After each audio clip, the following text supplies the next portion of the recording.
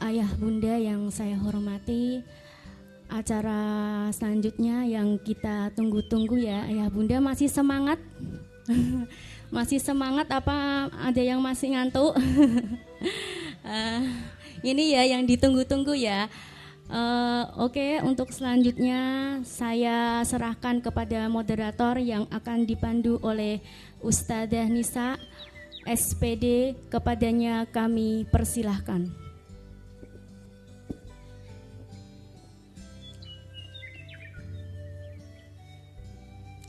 Cek. Bismillahirrahmanirrahim. Cantik dipakai kain batik banyak coraknya. Terima kasih Ustadzah MC yang cantik telah mempersilahkan saya melanjutkan acaranya. Assalamualaikum warahmatullahi wabarakatuh.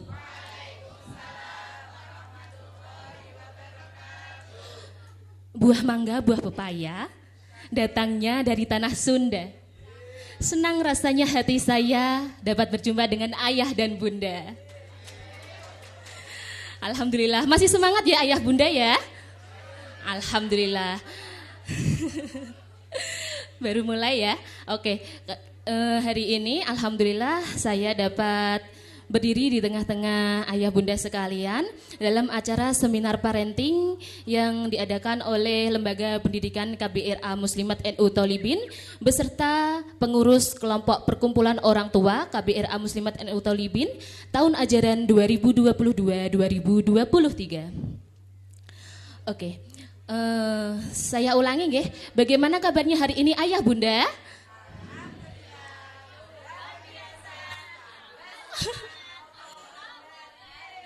Oke, mungkin untuk lebih kompak dan semangat lagi, coba kita ulangi ya Us ya. Boleh ayah bunda menjawab dengan kalimat Alhamdulillah, luar biasa, tambah semangat, Allahu Akbar, yes. Oke, seperti itu ya ayah bunda.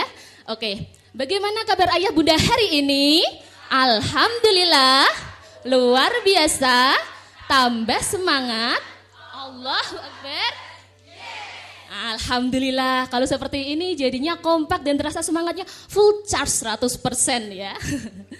Oke, di sini saya Ustadzah Anissa Diah Maharani sangat berterima kasih kepada ayah bunda atas keluangan waktunya untuk menghadiri acara seminar pada pagi hari ini. Semoga Allah Subhanahu wa taala melimpahkan rahmat, taufik, hidayah serta inayahnya kepada kita semua. Karena ya saya yakin Anda yang berada di sini semua adalah orang-orang pilihan. Yang Allah pilihkan hatinya, yang Allah mudahkan urusannya, dan yang Allah ringankan langkahnya untuk dapat hadir dan belajar bersama dalam acara seminar pada hari ini. Saya di sini akan memandu acara parenting pada pagi hari ini dengan tema yang sangat luar biasa, yakni mendidik anak, masa sulit yang penuh makna sekaligus menjadi anugerah. Boleh beri tepuk tangan. Oke, ayah bunda, pastilah kita mengetahui bahwa anak merupakan titipan dari Allah atau amanah dari Allah yang diamanahkan untuk kita. Kita sebagai orang tua pastilah menginginkan sesuatu yang terbaik untuk anak-anak kita. Dimulai dari ia lahir, dari ia bayi sampai ia dewasa kelak. Jika diibaratkan dalam sebuah perjalanan, anak kita ini adalah seorang wisatawan atau turis. Dan kita ini adalah pemandu wisatanya atau tour guide-nya.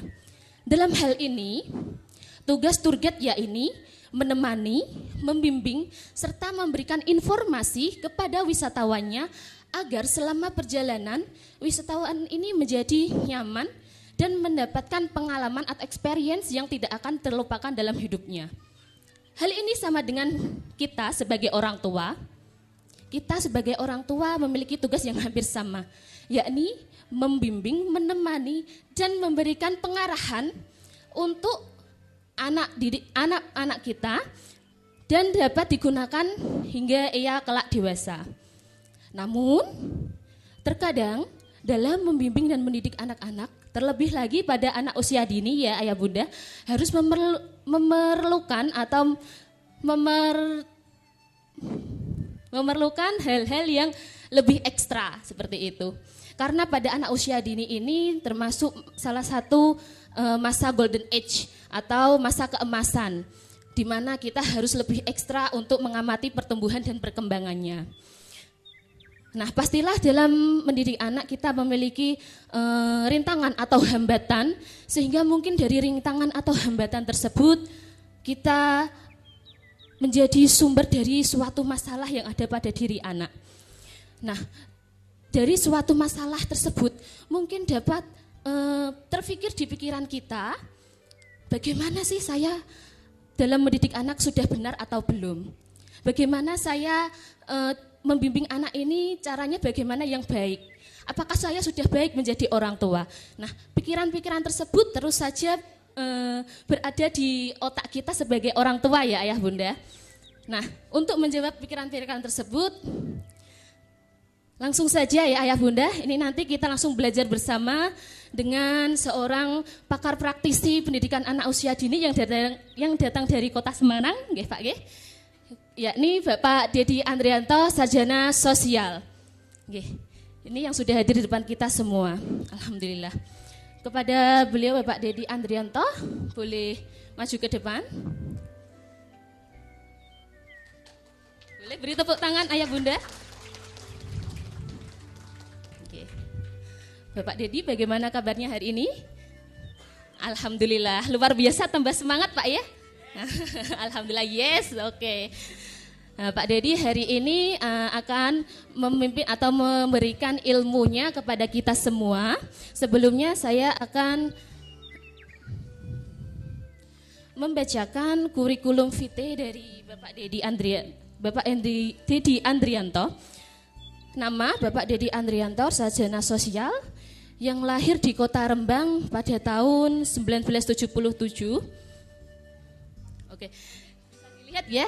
Sekitar 45 tahun yang lalu, Pak Dedi ini memiliki 1 orang istri dan 2 orang putra. Jangan kebalik ya. Oke, jangan terbalik ya. Bahaya. Kemudian Bapak Dedi ini pernah belajar atau kuliah di jurusan Pendidikan Teknik Elektro Fakultas Teknik UNES dan S1 Komunikasi Sekolah Tinggi Ilmu Komunikasi Pak ya di Semarang. Selanjutnya Bapak Dedi ini pernah menjadi Ketua BEM Teknik Universitas Negeri Semarang pada tahun 2000. Kemudian Bapak Dedi ini merupakan seorang pendiri dan Ketua Yayasan Pendidikan Samudra Ilmu Semarang, seorang praktisi pendidikan di TPA, KB, TK, SD Islam Cahaya Ilmu Semarang, seorang Ketua Himpaudi Jawa Tengah tahun 2012 hingga 2023 dan sekarang masih aktif menjadi seorang narasumber di berbagai seminar parenting dan pelatihan pendidikan anak usia dini. Nah, jika dilihat dari biodata Bapak Dedi ini, sepertinya sangat relevan ya Bunda sama pembahasan kita pada pagi hari ini. Oke.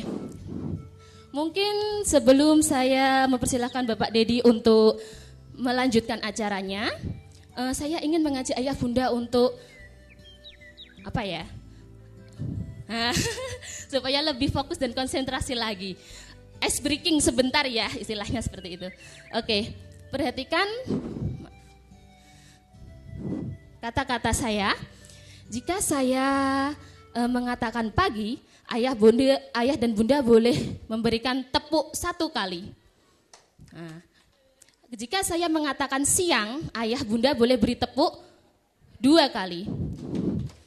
Jika saya mengatakan sore, ayah bunda boleh mengatakan, boleh bertepuk 3 kali.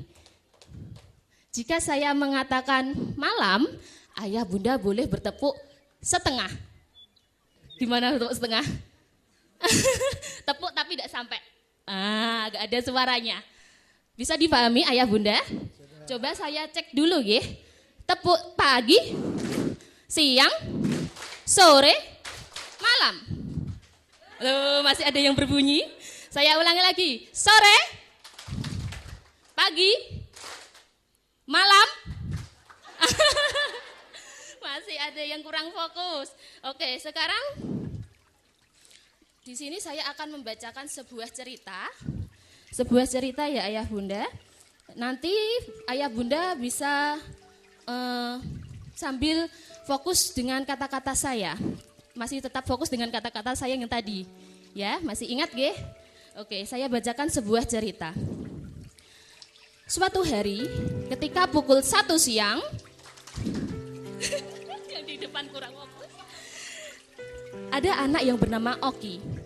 Oki pulang sekolah dengan wajah yang bersemangat. Ketika telah sampai di rumah, ia pun segera makan siang. Ia makan siang bersama sang ibu yang sedang hamil tua. Fokus. Ibu bercerita, jika nanti malam Oki akan diajak pergi jalan-jalan mengelilingi kota bersama sang ayah. Siang berlalu dan berganti sore hingga datang malam hari. Jempol. Ayah, ibu dan Oki terlihat bersiap-siap masuk ke mobil untuk jalan-jalan mengelilingi kota dan melihat keramaian kota pada malam hari. Awalnya mereka bertiga terlihat senang, sehingga pada akhirnya ibu Oki merasa mulas dan sepertinya ingin melahirkan. Dengan bergegas, ayah Oki membawa sang ibu ke rumah sakit terdekat. Perjalanan ke rumah sakit melewati beberapa tempat seperti resto yang bernama Resto Soreani, toko bunga sedap malam, dan toko emas yang buka dari pagi hingga sore hari. Sampailah ayah Oki di sebuah rumah sakit yang buka 24 jam dari pagi, siang, sore, hingga malam hari. Ibu Oki segera ditangani dan masuk ke ruangan. Oki dan ayah menunggu cukup lama. Dari pukul 8 malam hingga 3 pagi. Hingga pada akhirnya pukul 3 pagi lewat 20 menit, lahirlah adik Oki yang diberi nama Dini Hari. Kenapa Dini Hari? Karena dia lahirnya pada pukul 3 pagi. Oke, terima kasih ayah bunda, boleh tepuk tangan untuk kita semua. Sudah mulai fokus atau tambah bingung? Semoga lebih fokus ya ayah bunda ya. Oke, langsung saja untuk materinya. Saya serahkan kepada Bapak Dadi Andrianto, Sarjana Sosial. Kepada beliau saya persilakan. Matur nuwun Ibu.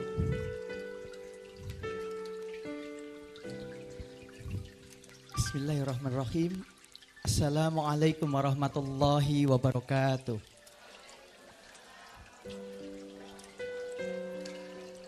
Innal hamdalillah nahmaduhu wa nasta'inu wa nastaghfiru wa na'udzu billahi min shururi anfusina wa min sayyiati a'malina may yahdihillahu fala mudhillalah wa may yudhlilhu fala hadiyalah.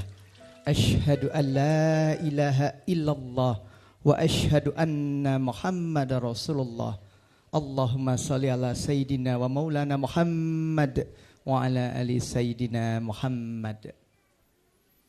Ibu moderator, mohon maaf saya enggak bawa pantun ya, karena saya lihat di sini sudah cakep semuanya, jadi nggak perlu dikasih pantun, udah pada cakep gitu ya.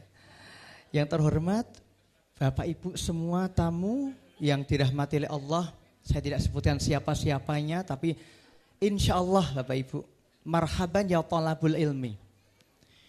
Sebuah kalimat yang disampaikan baginda Nabi Muhammad Sallallahu Alaihi Wasallam ketika melihat anak-anak para penuntut ilmu itu berlari menuju ke masjid. Jadi beliau selalu menyambutnya tidak ahlan wa sahlan, tetapi marhaban ya talabul ilmi. Ditinggikan derajatnya oleh baginda Nabi kita, karena penuntut ilmu insya Allah adalah orang-orang yang diberkahi, yang insya Allah juga akan bermanfaat untuk semuanya. Ayah bunda masih hidup semuanya? Masih hidup ya?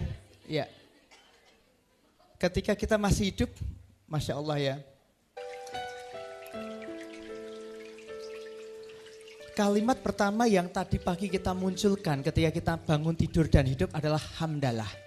Alhamdulillahilladzi ahyana ba'dama amatana wa ilaihi nusur. Tapi sering saya mendapatkan status WA para orang tua itu, awali hari dengan bismillah. Pak Kiai sayang ngendikane ojo leso hamdalah sekle. Karena nikmat hidup itu harus kau syukuri dengan sesuatu yang luar biasa, yaitu kesyukuran. Karena derajat syukur adalah derajat tertinggi di hadapan Allah. Terendahnya adalah sabar, Masya Allah. Maka itulah ayah bunda yang tercinta, selalu kita ucapkan dengan kalimat Alhamdulillahirabbil alamin. Salam kepada junjungan kita Nabiullah Nabi Muhammad sallallahu alaihi wasallam yang baru saja, dan seterusnya kita akan selalu menteladani beliau. Bagaimana beliau seorang ayah, seorang kakek, seorang guru yang digaransi langsung oleh Allah, laqad kana lakum fi rasulillahi uswatun hasanah. Telah ada pada diri Rasulullah itu suri teladan terbaik. Mari kita teladani beliau, ayah bunda yang tercinta. Selain kita bersalawat dengan mengucapkan Allahumma sholli ala sayyidina wa maulana Muhammad wa ala ali sayyidina Muhammad, kita juga menteladani apa yang menjadi terutama tarbiyatul aulad fil Islam, bagaimana pengasuhan baginda Nabi kita kepada putra-putri, anak-anak, dan khususnya anak-anak kita nantinya. Ayah bunda yang tercinta masih hidup? Siapa yang merasa masih hidup minta izin tangannya yang sehat dilambaikan. Yang merasa masih hidup saja, yang enggak jangan ya. Halo. Kalau di RA Muslimat NU Tolibin, kalau saya sapa halo jawabnya labbaik.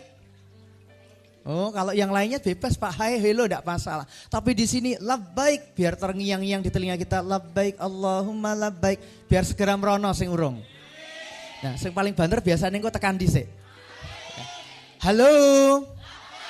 Allahu Akbar, Masya Allah, ini luar biasa. Suatu hari siapa tahu kita jalan-jalan ke sana sekaligus juga belajar napak tilas bagaimana baginda Nabi kita mengasuh anak-anak dan cucu. Amin.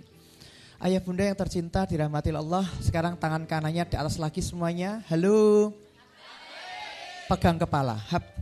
Pastikan kepalanya dipakai. Dan isinya tolong dicek. Digoyangkan, caranya digoyangkan. Apakah ada suaranya di dalamnya? Nek menawi wonten ana suarane plak. Berarti sini memang separuh, Pak. Tapi alhamdulillah enggak ada satupun yang nek digoyangke sirahe niki mboten wonten sing muni. Berarti isinya kemungkinannya cuma 2, kosong apa penuh? Penuh, Masya Allah. Yuk dinggo nggih. Isine dinggo.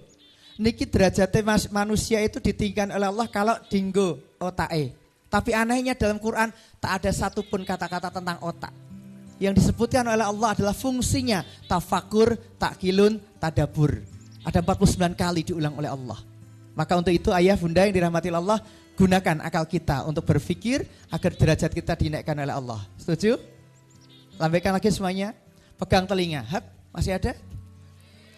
Allah tidak menyebutnya telinga, tapi sam'a, pendengaran. Berarti fungsinya. Atas lagi semuanya, pegang mata, orang sangat kena keculuk.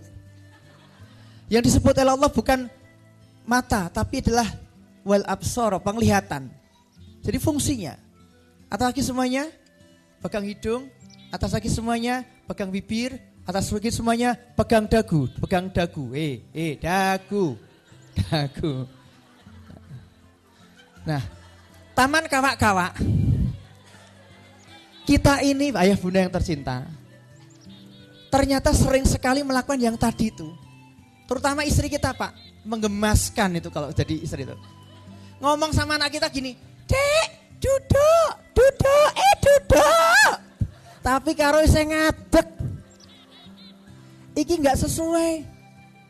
Kalau mau duduk, kalau kita mengacu konsepnya baginda Nabi kita, maka Kanjeng Nabi niku sebelum duduk memberikan tempat duduknya dulu.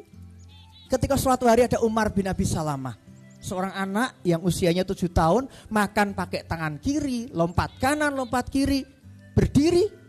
Baginda Nabi memegang pundaknya Umar, sambil kemudian beliau berlutut, "Duduklah wahai Umar." Berarti saurungi ngomong duduk, Nabi memberi contoh dulu. Begitu Umar lihat, duduk, kemudian duduk, sebutlah nama Allah, bismillah. Makanlah pakai tangan kanan, dipegang tangan kanan anak itu dan yang terdekat.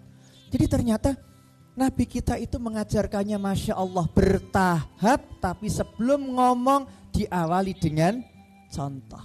Ternyata ayah bunda yang tercinta, kula sampun keliling ke berbagai tempat nggih. 34 provinsi se-Indonesia, saya sudah 32.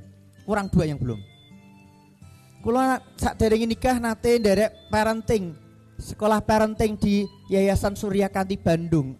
Asuhannya Bunda Ana Ali Syahbana. Diajari nek dadi bapak piye kowe sok mben. Ternyata ada ilmunya. Sayangnya umat Islam itu jarang yang menggunakan ilmu itu.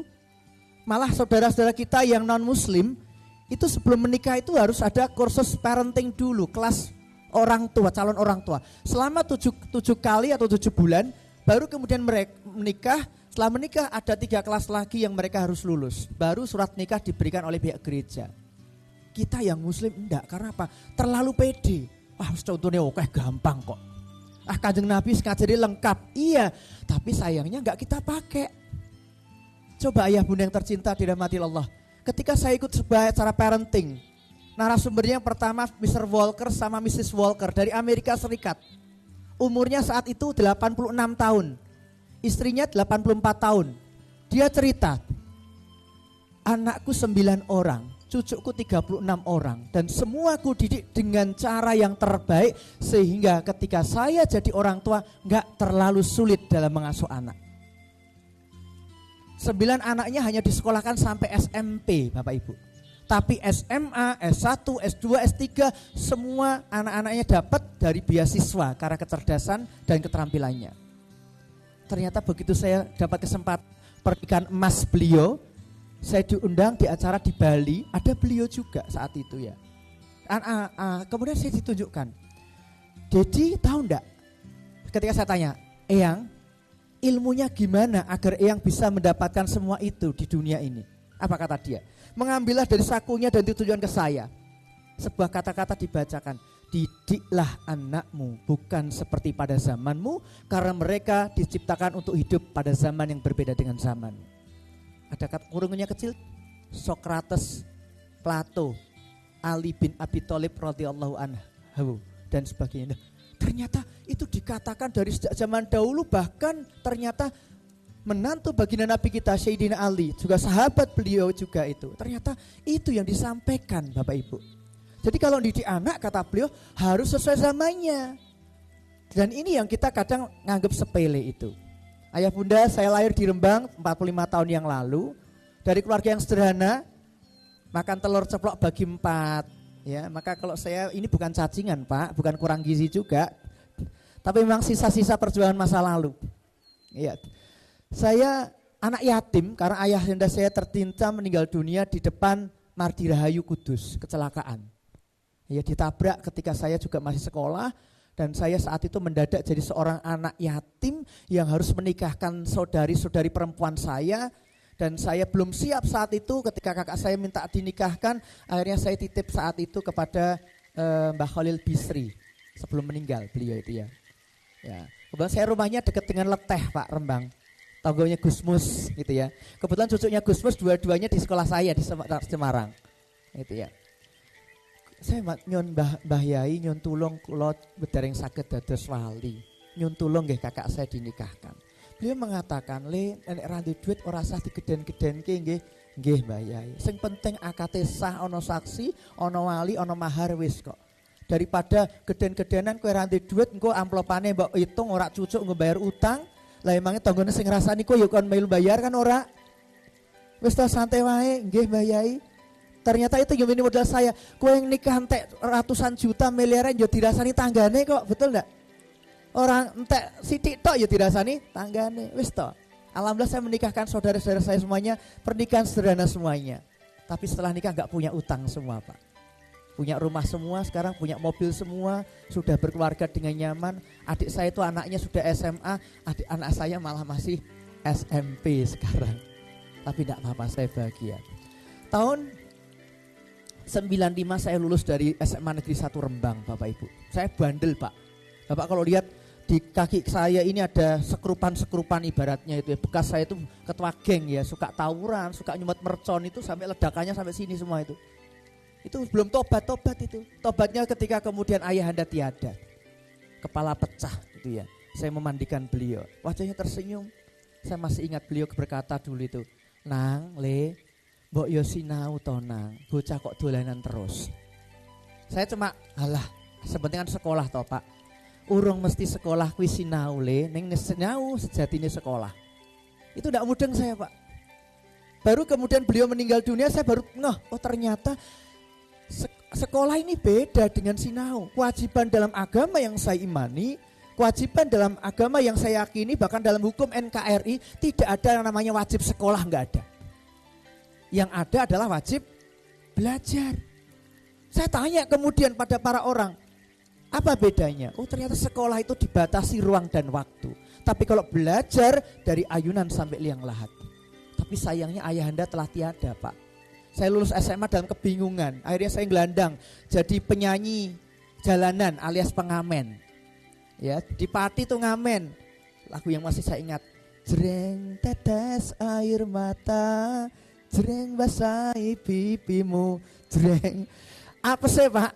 Balapan karo anake sing di omah tutup pintu lho Pak.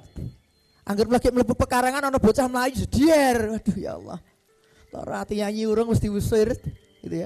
Orang sing kadang sakit jreng sanese mawon. Kula nggih mboten kelangan akal, begitu ono sing ngomong sanese mawon tak jawab sanese sampun kanton niki jreng tetes air mata jreng nyah ngekei 1000 tak mecucu 100 ding sahabat itu 1 rupiah mecucu Bu ora ikhlas. Saya berpikir di Allah jangan jadi menjadi orang yang miskin karena enggak nyaman, tangan di bawah itu enggak nyaman. Saya di Jogja hijrah mondok di Kerapiak tapi enggak tuntas Pak. Ya, barengan saya nggih kakak kelas saya yang sekarang jadi Mas Menteri, Gus Menteri itu.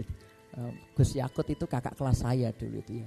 Nah, ternyata di sana saya enggak sanggup. Akhirnya saya jualan di Mirota Batik, di depan Mirota Batik, depan Pasar Beringharjo. Di situ saya jualan Bunda Ayanda. Jualan menggambar di pinggir jalan, paginya saya menjaga sebuah kios di Pasar Beringharjo. Saya enggak dikasih uang, dikasih makan. Sama kalau ada laku 1 kodi saya dapat 1 buah baju. Di situ saya kumpulkan untuk bisa kuliah. Alhamdulillah bisa kuliah. Tahun 97 saya pindah di Semarang dan kuliah di elektronika. Nah ceritanya di situ kenapa kok elektro padahal saya nggak bisa elektro. Saya senangannya menggambar, melukis, tapi kenapa kok sekarang saya diminta ibu saya tercinta, nang mbok ojo dadi seniman, nek iso dadi seorang ahli teknologi. Oh nggih ibu. Akhirnya saya pindah di elektronika dan alhamdulillah tahun 2000 belum lulus sudah diterima di PLN Banjarmasin Bapak Ibu. Kira-kira pinter apa mboten Pak? Berkahnya manut ibu itu ternyata dibukakan pintu rezekinya cepat Bu. Tapi saya enggak. Tuh Pak Didi kok tanpa tes kok bisa? Iya karena ternyata kepala PLN-nya Pak D saya. Kakak kandungnya ibu saya. Pak D, kalau niki mantan ketua BEM Teknik UNES, sering mimpin demo menentang korupsi, kolusi, nepotisme. Kok kula ngalami piyambak toh Pak D? Pak D saya jenggung, ora sah kemaki kowe ya. Urip iki realistis aja idealis. Niki KKN Pak D, ora KKN. Lah napa Pak D? NKK. Nurungi keluarga karo kanca-kancane Pak D. Sami mawon. Saya enggak nyaman, hijrah lagi ke Semarang dan disitulah saya menjadi guru taman kanak-kanak yang saya tahu pendapatannya tidak jelas dan pengeluarannya sangat jelas sekali. Tapi kok bahagia Pak.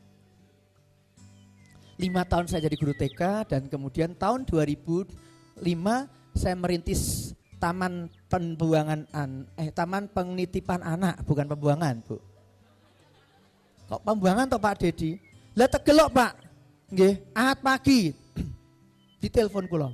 Pak Dedi, medal napa mboten dinten iki? Mboten kula ngresik sekolahan griya kontrakan. Kula titip putrane kula nggih. Lah enten apa to Pak kok titip? Arep kondangan. Lah putrane mbok digawa. Jawabane apa? Isin-isini ya Pak. Mangane akeh. Lah anak-anake dhewe gawe ora isin kok bareng duwe anak isin iki. Niki mboten taman pembuangan anak ngawur mawon lho. Kula nggih manusia harus istirahat di hari Ahad gitu loh. Ternyata ada juga maghrib azan sudah berbunyi. Urung dijemput Pak. Tak telepon ibu-ibu niki dereng dijemput putrane kanton putrane jenengan tok. Loh, iki dina apa? Kemis. Kemis iki bapake ora aku. Sing jemput bapake. Oh nggih kula telepon bapak nggih. Bapake tak telepon. Pak, putrane dereng dijemput. Halah wis tekan omah Mas. tak SMS. Saat itu belum ada WA, tak SMS. Nek tibar maghrib ora dijemput putrane tak pek. Akhirnya wong loro teko karo tukaran ning ngarep lawang. Bapak sih lali. Lah ibu ora ngelingke. Wis Bu ora sah duka kalian garwane Pak pinarak rumiyin. Mau diterketing TPA isih turu isih ngompol. Kula ngedusi tas pesing berarti bar ngompol. Niki dijemput bocahe wis turu. Niki pripun? Sing ditakoni Gusti Allah niki mboten kula lho mangke jenengan lho Bu. Nek mboten kersa nggih niki wonten materi 10.000 pun tanda tangan mawon tak pek. Mboten apa-apa. Sekalian jelas anaknya enggak yatim piatu rohani kados sak menika.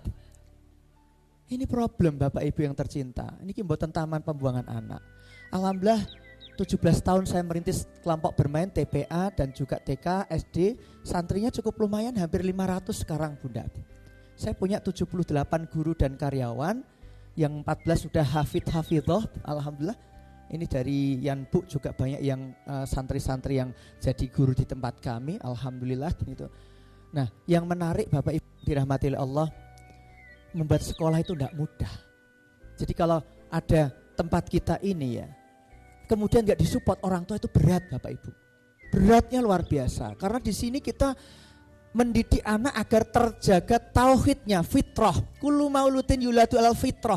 Fitrah ini tidak hanya sekedar suci, tapi fitrah itu sejatinya sudah bertauhid kepada Allah bahkan sebelum di dunia ini. Tapi kalau kemudian tidak dijaga, na'udzubillah min dzalik, tauhidnya bisa bergeser.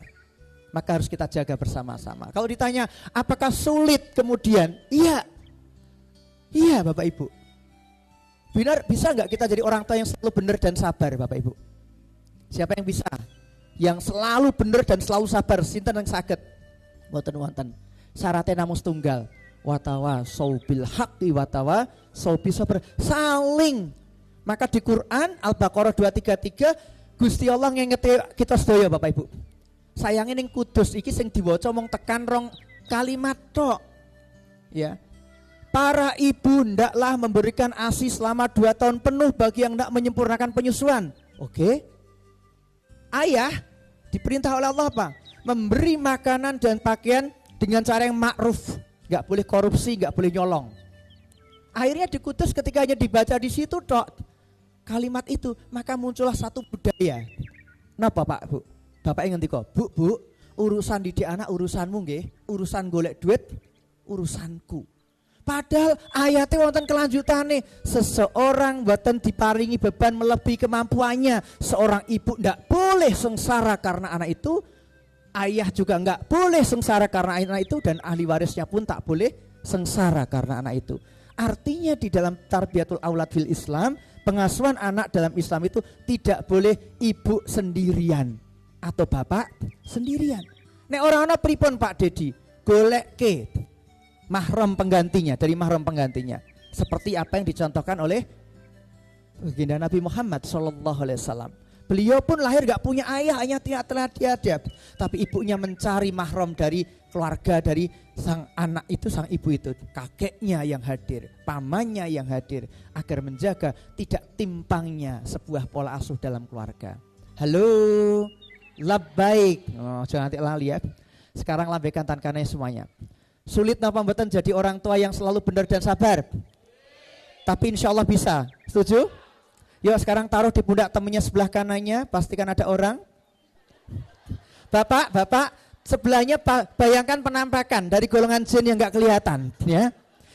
Karena nggak bisa sendirian. Yuk ikuti kata-kata saya dan Ridho. Siap ya?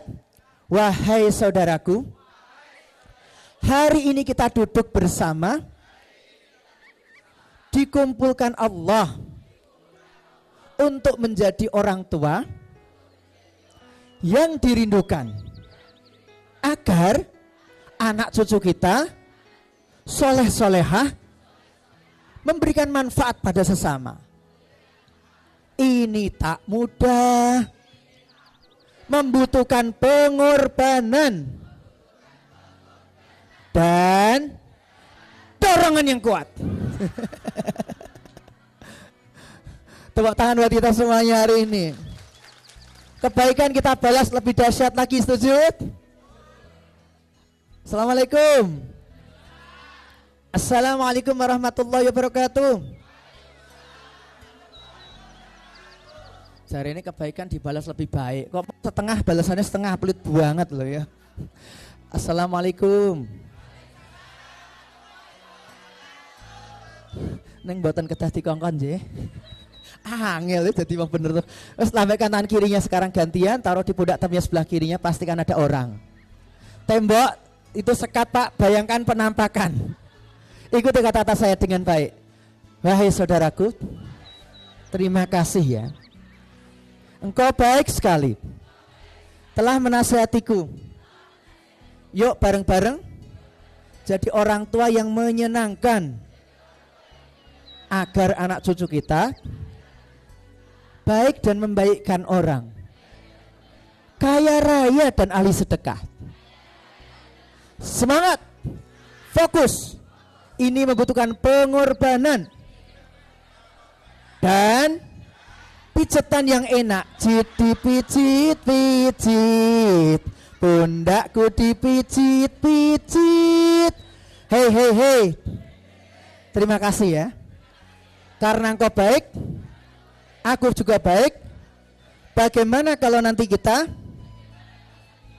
besanan?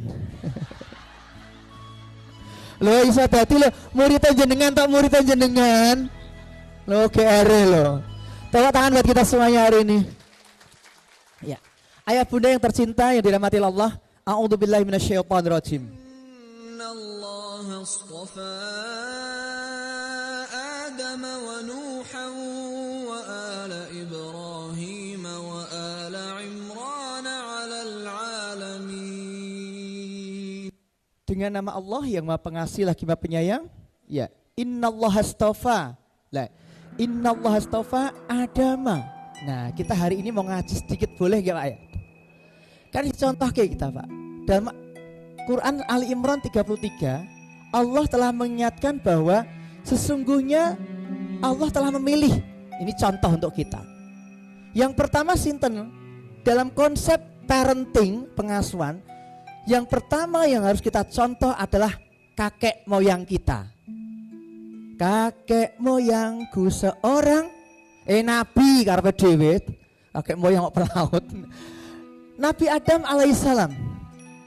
Innallaha astafa Adama. Nabi Adam. Loh, Pak Dedi. Kok Nabi Adam dienggo contoh? Bukannya beliau anaknya yang pertama jenenge Qabil dadi teroris pertama di dunia. Melakukan pembunuhan terencana kepada adik kandungnya sendiri. Kenapa kok Allah minta kita untuk mencontoh beliau? Ini penting Bapak Ibu kita pelajari. Ternyata Allah memuji beliau karena ternyata ada sifat dalam hati Nabi Adam alaihissalam itu yang tidak dimiliki oleh yang lainnya, yaitu sifat iktiraf, sifat yang selalu introspeksi diri, tidak pernah menyalahkan siapapun Bu. Jadi ketika kejadian-kejadian mulai beliau diusir, mohon maaf ya, dipindahkan dari surga kemudian ke bumi, turunkan ke bumi, itu beliau tidak pernah menyalahkan.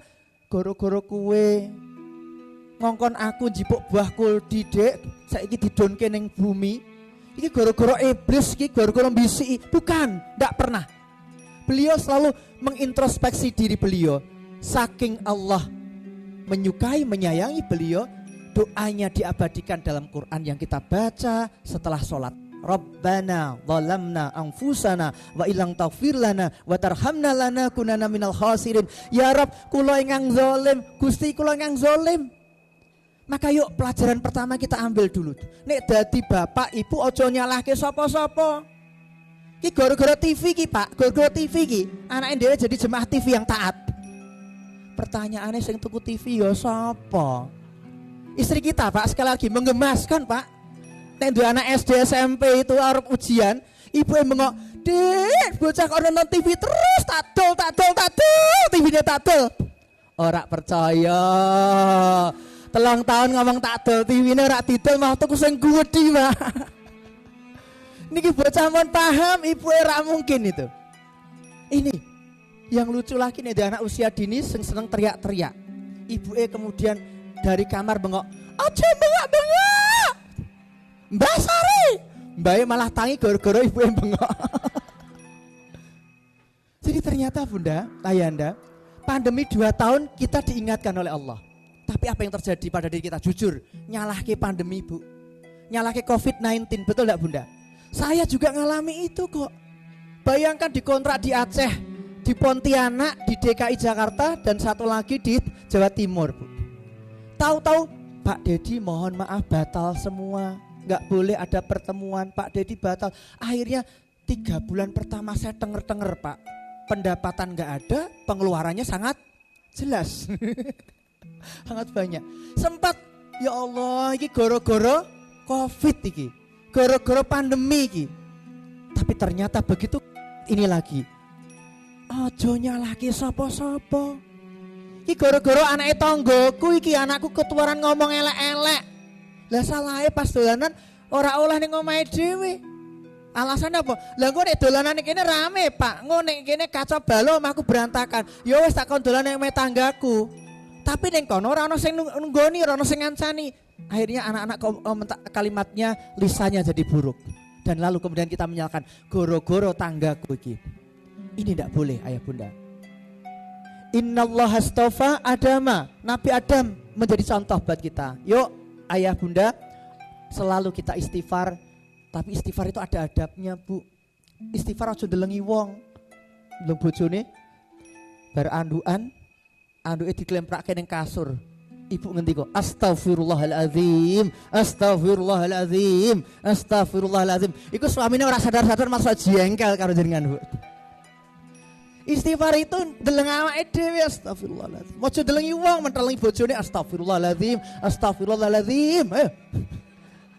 Ting tong, bele muni, dibukake lawang, ternyata Pak RT sing gandenge koyo Mas Aris. Ibu ngendika, alhamdulillah, alhamdulillah, alhamdulillah. Karo bojone astagfirullah, karo bojone wong liya, alhamdulillah.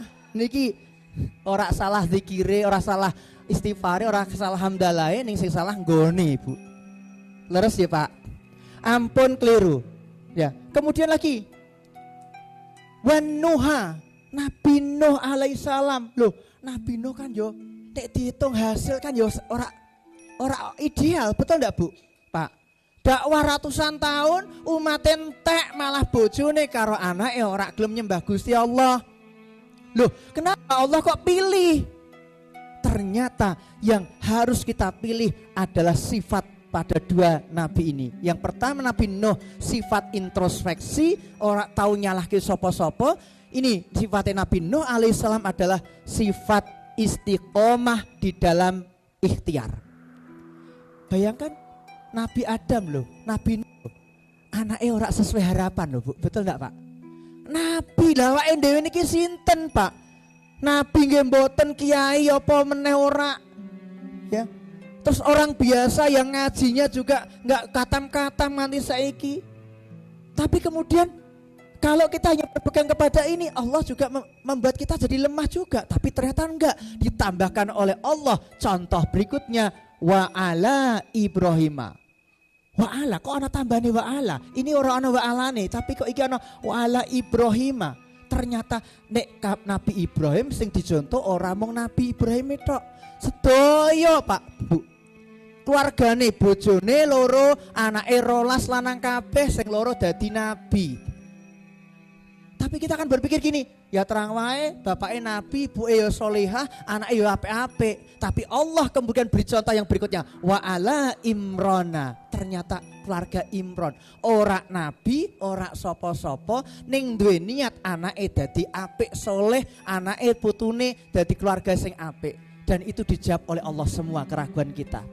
Maka di sini Bapak Ibu yang dirahmati Allah, niki nek dikaji iso 2 dina wengi tentang bagaimana didik anak lanang. Niku ternyata semua ilmunya Nabi Ibrahim alaihissalam Pak. Nek duwe anak wedok ternyata keluarga Imron, carane didik piye ben dadi perempuan solihah itu, seperti Maryam itu. Ternyata ada semua di sini Pak, tapi kajiannya cukup panjang kalau itu nggih. Tapi hanya mengambil satu hal yang tersirat di sini, kepada Nabi Adam kita mencontoh sifat pada diri beliau sendiri, yaitu adalah iktiraf. Kemudian Nabi Nuh alaihissalam kita mencontoh istiqomah. Wes hasilnya niki Gusti Allah. Pokoknya awake dhewe tugase niki piye carane nyekolahke bocah sing apik, didik sing apik teng sekolah kita tercinta ning MI ya gawa ning pesantren. Tapi nek pesantren ini hati-hati Bu. Nggih, banyak sekali tahun ini saya mendapatkan curhatan orang tua yang ternyata ambisi ke pesantren bukan karena anak, tapi orang tuanya yang memaksakannya tanpa menyiapkan terlebih dahulu. Dan sayangnya pesantren yang dulu dengan sekarang beda. Kalau zaman dulu saya kecil itu ketika saya bandel, saya njewer Pak Kiai dhewe, Bu. Saya njewer Pak Kiai. Begitu saya wadul bapak saya, dijewer le, sing dile, sing niki Pak tambahi meneh nyoh kowe. Kapokmu kapan? Nah saiki Pak, sing njewer seniore. Sesok ditenono kowe. Gentenan. Akhirnya terjadi kasus yang baru saja kita saksikan, naudzubillah ya, mengerikan sekali. Ayah bunda yang tercinta dirahmati Allah, ini adalah yuk kalau kita mau belajar dari sini nantinya sifat-sifat ini kita pakai. Kalau Nabi Ibrahim ini contoh juga bapak sing jarang ketemu anak, ning anaknya sukses kabeh Bu. Nabi Ibrahim alaihissalam itu nek didik bocah itu sak perdilan tok, sak krempingan tok, tapi kok dadi ternyata selalu menyebut dan mengikutkan Allah di situ.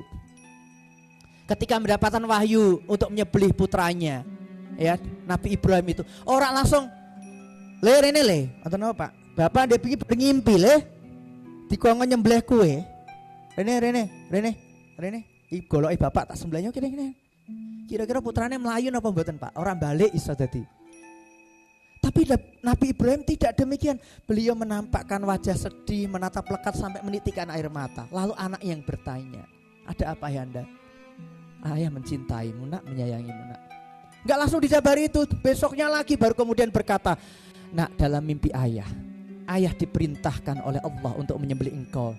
Bagaimana menurut pendapatmu? Coba Bu, cah paut kok dijak mikir urusan nyawa loh Pak. Coba Bu, tapi di situ ternyata Nabi Ibrahim juga ngetes tauhidnya putrane kayak apa. Ternyata anaknya dengan semangat menjawab, lakukan segera wahai ayahanda, insya Allah ayahanda mendapatiku sebagai orang yang sabar. Ternyata beliau telah berhasil menanamkan tauhid terlebih dahulu. Lalu di situ apakah kemudian Nabi Ismail alaihissalam kemudian juga langsung Pak nyoh disembelih? Enggak, takut loh Pak. Ayah, eratkan ikatan tanganku ayah. Takutnya kalau nanti aku berontak karena kesakitan, nanti ayahanda kerepotan ya. Tolong ikatan yang erat ayah. Sudah diiratkan. Begitu mau disembelih, ayah tolong nanti kepalaku diarahkan ke bawah ya ayah. Biar ayah tidak melihat mataku nantinya. Takutnya ayah nanti iba melihatku saat menyembelih. Begitu mau sembelih, ayah maaf ayah baju jubahku dilepas dulu ayah. Takut nanti darahnya menetes sini. Aku pengen memberikan semua darah nanti ke bumi, tidak sampai ke sini. Begitu diambil, ayah berikan jubah ini buat ibunda, titip salam kepadanya. Nek dihitung-hitung, nek mendengar kisah ini, sebenarnya anak itu takut enggak Pak? Takut, tapi ketakwaannya kepada Allah mengalahkan segalanya. Ternyata Nabi Ibrahim alaihissalam kalau berkomunikasi kepada putra-putranya selalu karena Allah. Qala Allah, kata Allah. Nek kita ndak, kola mama, kola papa. Kola Rasul aja enggak pernah kita Pak. Ya, Kanjeng Nabi ngendika ngene lho, Dik, ndak. Kita langsung kemudian, neraka lho, neraka bocah kok nakale pol, nek ngamuk-ngamuk mlebu neraka kowe engko. Padahal ngendikane Nabi napa ngendika Gusti Allah pripun Pak? Ya kan Nabi, aja ngamuk. Gagimu surga, kita malah ngawaline dengan kabar yang buruk, neraka. Nek bocah pinter malah takon bapake, "Lah Pak, kok neraka niku napa sih Pak?" Neraka iki nggone panas le. Bapak kok ngertos nate teng mriko. Bocah krek walat. Lah pancingane elek iki Pak. Kudu pancingane kan surga. Dek, ngerti surga? Mboten Pak. Wah, apik lho le. Apik kados napa Pak? Lah kamu kemarin diajak jalan-jalan ke taman kemana? Ke sana ya, ke Bandungan, ke Celosia. Bagus ya ya. Kalah sama surga nak. Sama yang mana lagi? Kalah nak sama surga. Kok surga bagus ya? Ayo kita ke sana ya nanti ya ya. Iya, nanti kalau ayah dicari nggak ketemu, tolong sampai cari ketemu ya nak ya. Ya. Nah itu menjadi menarik sekali Bapak Ibu. Tapi kadang kita nggak melakukan itu ya. Lebih banyak kita menggunakan ego kita sebagai orang tua. Bapak isin dek, bapak isin. Ibu malu dek kalau kamu seperti itu. Itu kola ibu, kola mama itu, kola papa. Itu yang buat anak kita tertekan. Bapak Ibu yang tercinta dirahmati Allah, ini cukup panjang kalau kita bahas bagaimana mana Nabi Ismail alaihissalam mau membantu sang ayah juga memperbaiki Ka'bah yang rusak karena air bah saat banjir. Ternyata anak ini juga, sang anak juga pengen nolong. Hijir Ismail Pak, itu kan dari patok dulu yang dipakai beliau untuk menambatkan domba. Dibawa itu ke sana, walaupun gak nyampe. Ternyata dibiarkan oleh ayah. Artinya kebebasan belajar itu melalui bermain itu yang kita kenal dengan merdeka saat ini itu harus kita berikan. Maka di kitab Makarim Al-Akhlak dijelaskan 7 tahun pertama biarkan anakmu bak seorang raja.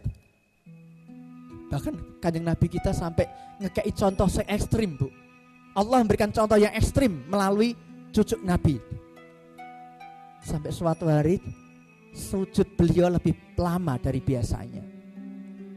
Sahabat kemudian menunggu sampai selesai ada apa itu. Begitu selesai sholat, Nabi bertanya, adakah yang tahu wahai sahabatku kenapa sholatku sujudku lebih lama dari biasanya? Apakah engkau dapat wahyu ya Rasulullah? Tidak, ada cucuku yang sedang naik di atas punggungku, kutunggu ia sampai selesai. Jadi kalau ini gak dianggap penting Bapak Ibu oleh baginda Nabi kita, itu gak disampaikan. Tapi karena ini penting disampaikan kepada kita, sehingga kita nek duwe anak usia dini, yo awake dhewe menghargai raja kita.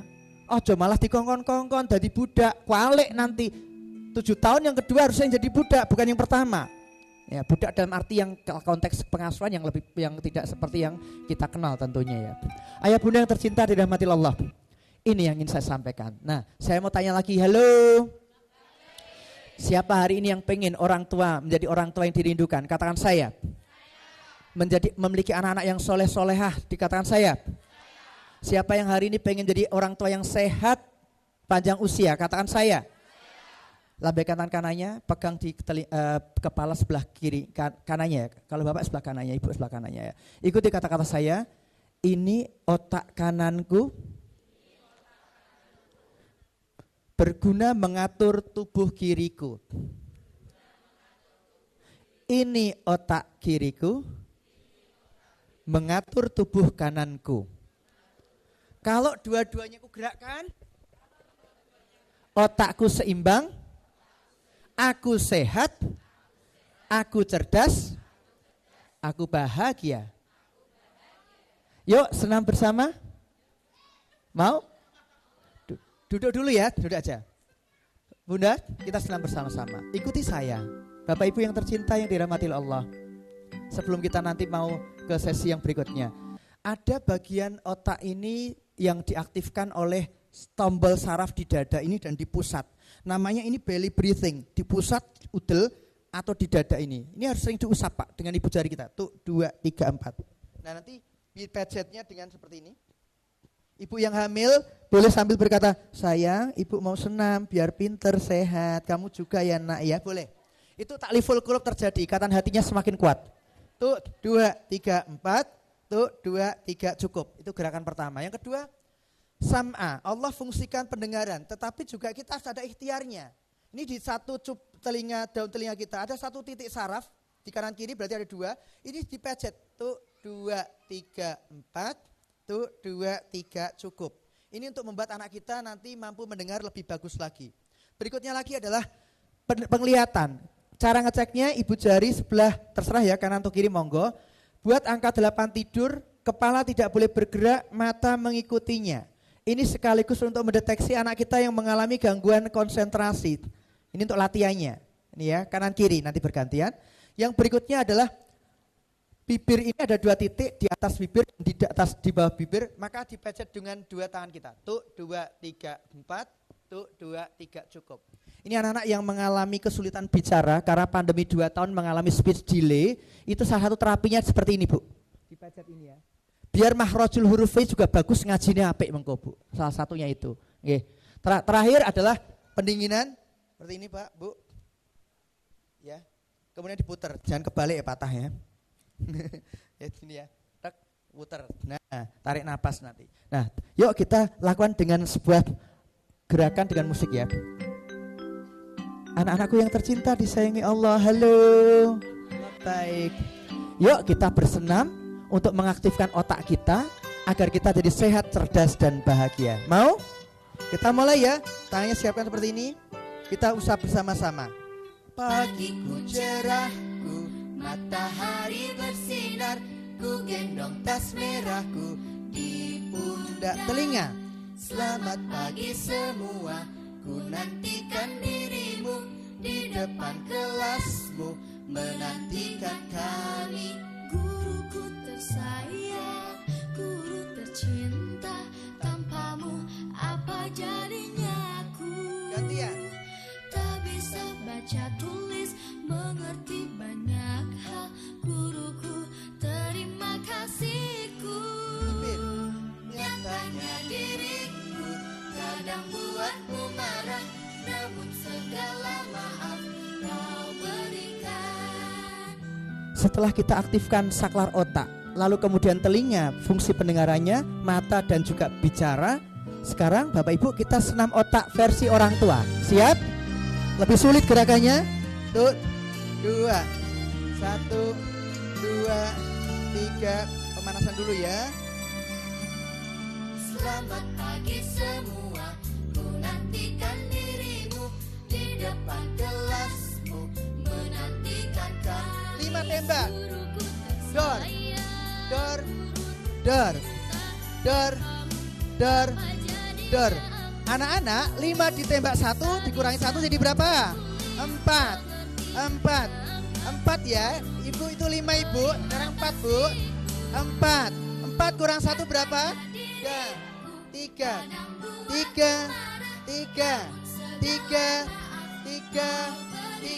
Kurang 1? 2 bu. Ayo itu 5 bu. 2 kurang 1 berapa? 1 kurang 1 kosong. Tepuk tangan semuanya. 2, 3, 4. 1, 2, 3, 4. 1, 2, 3, 4. 2, 2, 3, 4, 5, 6, 7, 8. 2, 3, 4, 5, 6, 7, 8. Sudah cukup? Putar semuanya. Tarik nafas. Kemudian katakan aku sehat. Aku sehat. Tepuk tangan buat kita semuanya. Selanjutnya sunatullahnya adalah setelah kita berolahraga adalah minum air putih. Maka ibu harus minum air putih. Itu ya. Nih. Nggak ada lagi guru PAUD, Bu. Nyon sewu nih itu pada ustazanya. Ana guru PAUD, anak bilang, "Bu guru, haus." Mengko ngenteni istirahat. Bocah dolanan terus salah. Ayo masuk sik. Niki gurune zalim. Ya. Nek bocah haus ya harus minum air ya.